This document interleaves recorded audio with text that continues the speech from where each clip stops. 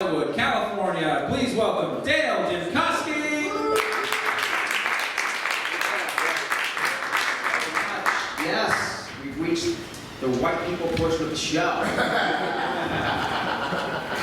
Just to let you know right off the bat, I'm not your typical stand-up comic. I have health insurance, so different kind of comedy that I do. I was born with severe hearing loss, and I wear hearing aids. Yeah, these tiny miracles of technology that give me something very special, obviously. My disability card. Yeah. You know what it doesn't get me? It doesn't give me the handicap spot. Which I don't think is fair. Some of the things people get the handicap spot for. Yeah. You look like you deserve the handicap spot.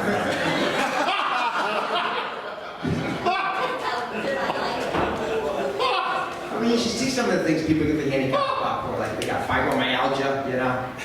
Like this guy in my gym parks in the handicap spot. He's perfectly able-bodied. You should see this guy's workout.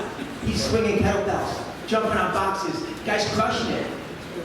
Finally, I asked his trainer, I'm like, what's that guy's disability? And he said, guy's HIV positive. And I'm like, I have AIDS.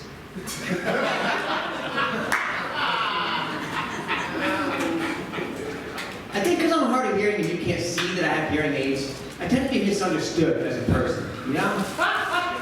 Like, people think I'm a dick. A lot. I can't help it, I got a resting dick face, okay? It's just, I was born this way. But there's some real advantages to being hard of hearing. Like, I could be the world's greatest napper. If napping were an Olympic sport, I have a gold medal. I'm that good. I'm 48. No one ever believes me. They always say they want to know, like, what's your secret? How do you stay looking so young? Simple. Naps. Yeah. Oh, and don't have kids. So you can take naps. And don't do crystal meth. That's about all I got for you there.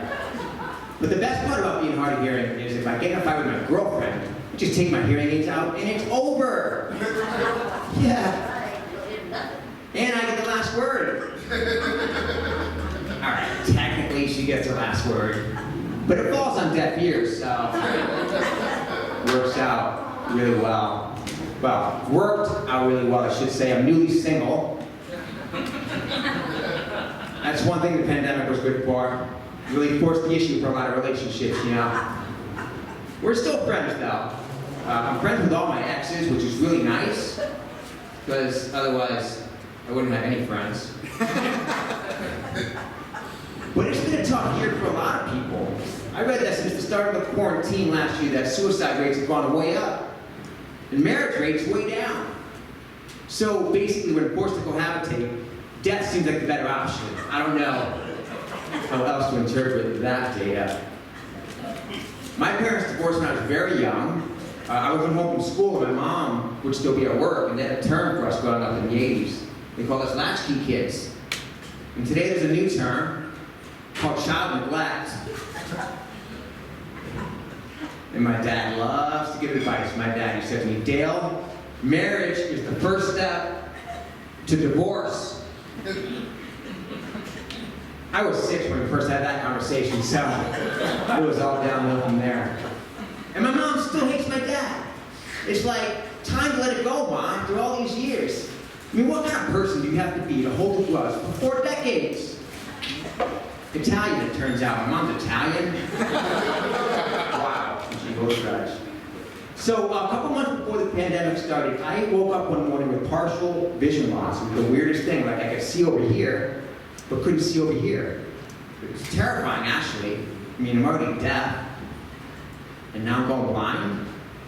I thought, well, I gotta be a shoo-in to get on America's Got Talent at this point. Well, it turns out I had a stroke. Yeah, bummer. I'm gonna be okay, though. It was shocking news, you know, for anyone to hear. And so I asked the doctor the obvious question that anyone in my situation would ask in that moment. I said, Doc, now? Can I get the handicap spot? Thank you all so much. You've been great. I'm Dale Dymkoski.